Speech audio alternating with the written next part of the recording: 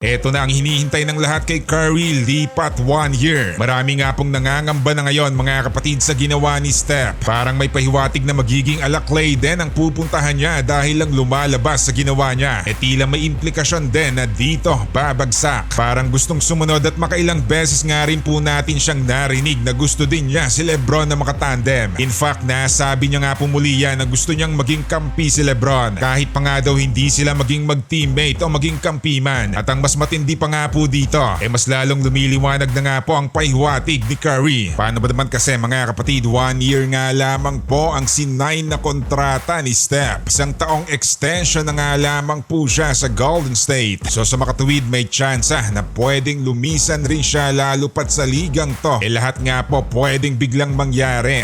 Pabago-bago rin ang isip ng mga manlalaro lalong lalo rin kapag natatalo o nasilat pa ang kanilang kupunan. Ang mas nakakalungkot pa nga po dito sa sinabi ni Steph, it's all about winning nga daw dapat para sa kanilang team. Hindi nga daw nag-iiba yan. So maliwanag pa nga po sa sikat ng araw na kaya nag-agree siya sa isang taong extension lang dahil naniniwala siya na gagawin lahat ng pamunuan ng Warriors na mabuo ang hinahanap niyang pang title contender na lineup. Pero ang siste, kahit nga po ang mismong kupunan ng Warriors alam na hindi pang championship level ang kanilang roster. Dito nga po malamang sa malamang pwedeng magbago ang isip ni Steph mga kapatid. Marahil kaya rin na isang taon lang din ang pinirmahan niyang extension dahil para nga naman din pwede siyang makalipat bakod agad kung gugustuhin. Lalo na kung ang mga fans na nga po ang nagkukumahog sa tambalan nila ni Lebron. Wala rin namang kaproblema kay Lolo Bronto. Kaliwaan pa nga ang kanilang papuri sa isa't isa matapos nilang manalo sa Olympics. Matagal na nga rin pong inamin ni Lebron na si Curry ang gusto niyang manlalaro na makalaro sa iisang kupunan. Kaya madaling-madali nga lamang rin po sa kanilang dalawa ang magtambalan para mapagbigyan na rin ang inihiling ng fans na bago sila magretiro masilayan rin nilang iisa ang kanilang uniforme sa NBA. Makailang beses nga rin po nating narinig sa Lebron na tila nawawala ng gana sa LA. Pero nang dahil nga nandyan na nga rin si Bronny, baka dito sa purple and gold sila magkatagpo ni Steph pag nagkataon.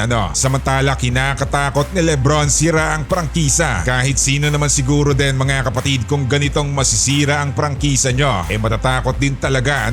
Buong team nga po ang nakasalalay dito kaya alam na alam din talaga ni Lebron kung gaano kalaki ang nakataya sa kanila. Pwede nga pong malagas ang lahat at masayang lang ang pinaghirapan hindi lang ni Lebron kundi ang buong kupunan ng Lakers. Marahil alam rin to ng mga analyst kaya ang sinasabi din ng iba walang kalatoy-latoy o walang panama ang roster nila ngayon. Biruin mo ba naman mga kapatid na masasayang nga lamang daw ang buong season ngayon ng LA kapag hindi pa rin sila gumawa ng malaking hakbang sa pamamagitan ng pag-trade. Unti-unting nauubos ulit ang panahon nila at tiyak na mauuwi ang lahat sa wala kapag hindi nila ginawa to. Dito nga po galing yan kay Jovan Buha ng NBA Insider. So sa makatawid kulang na kulang pa rin nga daw at talagang hindi kakayanin at pwedeng baka mahulog agad sa postseason ang ganitong klaseng lineup na meron sila. Wasted season nga daw to kung hindi pa rin nila pagtutuunan to ng pansin. Walang ka-improve ang ganitong roster kaya malayong makaabante sila hanggang kampyonato nito. Kahit si Lebron alam din yan mga kapatid. Kaya kahit nga nung nasa Olympics siya naglalaro pinaparinggan pa rin niya ang kanilang kupunan. Dahil kung wala nga pong babaguhin tiyak ganun pa rin ang mangyayari. Halos buong team ang nagpalakas at nagbago ng kanilang lineup pero sila minimal lang ang ginawa. Bagamat pwede pa naman nga po silang makagawa ng malaking trade bago ang trading deadline next year. Sa ngayon medyo manipis pa rin ang tsansa nila. Nakasalalay din kasi ang peak assets nila dito kaya medyo ilang din hanggang sa ngayon na gumawa ng move si Pelinka.